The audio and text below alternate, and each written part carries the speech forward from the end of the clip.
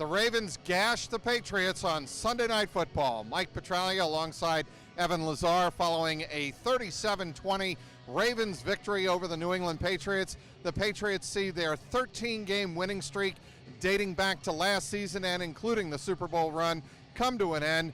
And look, Evan, when it comes down to it, I think the Patriots defensive line got beat up tonight the way they were beat up by the Lions in Jacksonville early last season. Yeah, I think the most disappointing part for the Patriots here tonight, they knew Baltimore was going to come in and run the football, and they just couldn't stop it. It was just a dam, and they couldn't break the dam, or Baltimore broke the dam, I should say.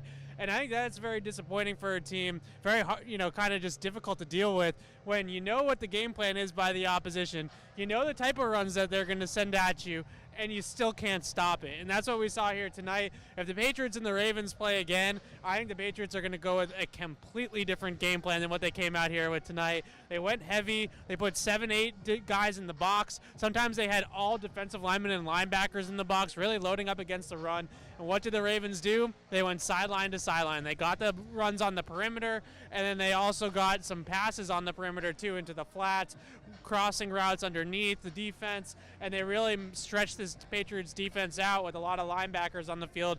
Patriots just couldn't stop it. I thought, and Devin McCourty made this point after the game in his post-game press conference, that it wasn't Lamar Jackson beating the Patriots here on Sunday night with his legs. It was really Mark Ingram, because I thought the Patriots, like you said, with linebackers like John Simon, used the sideline and kept Lamar Jackson fairly contained.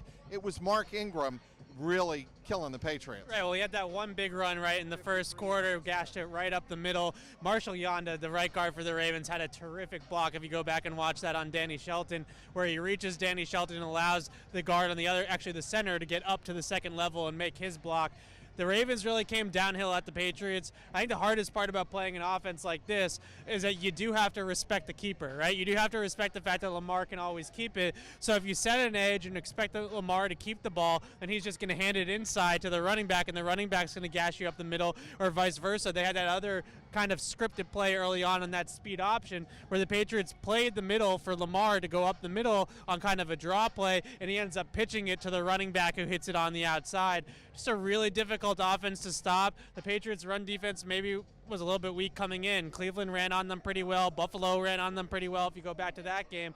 And this was a tough matchup for the Patriots.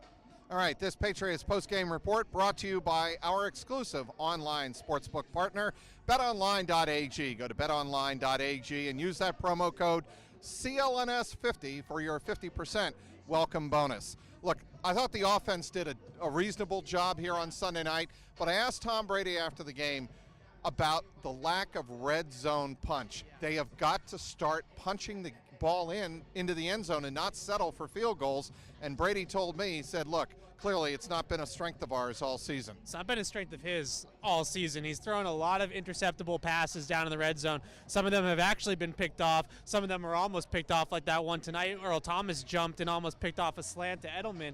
I think the biggest thing for the Patriots in this game, though, they went 11 personnel the entire game. 3 wide receivers, tried to spread Baltimore out. Even when they got down by the goal line, they didn't go to their condensed formations with the 2 tight ends or a fullback in the backfield. They stuck with that 11 personnel. Now, the one kind of saving grace that they might have in the red zone is they have a 6'3" rookie that's going to be out there at some point in N'Keal Harry that could maybe add a little bit of a jump ball element to that red zone area. But that's certainly been a weakness for this team, kind of dating back to last year, a lingering kind of weakness for them. And Brady's right in the center of it. He's got to make better decisions down there.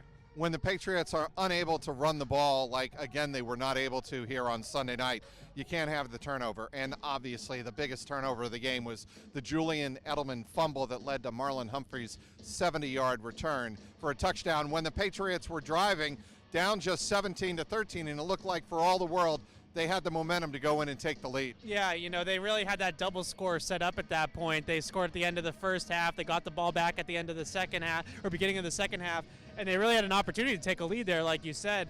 And then Edelman fumbles the ball, and I know my analytics friends are going to kill me for talking about momentum, but you could just feel it.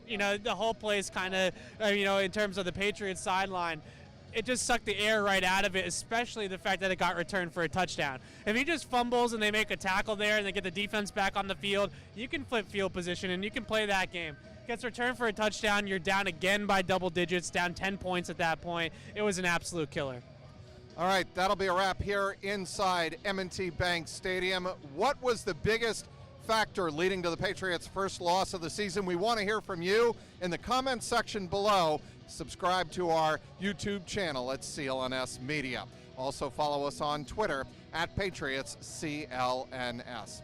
Final again, the Ravens 37, the Patriots 20. For Evan Lazar, I'm Mike Petralia, CLNS Media.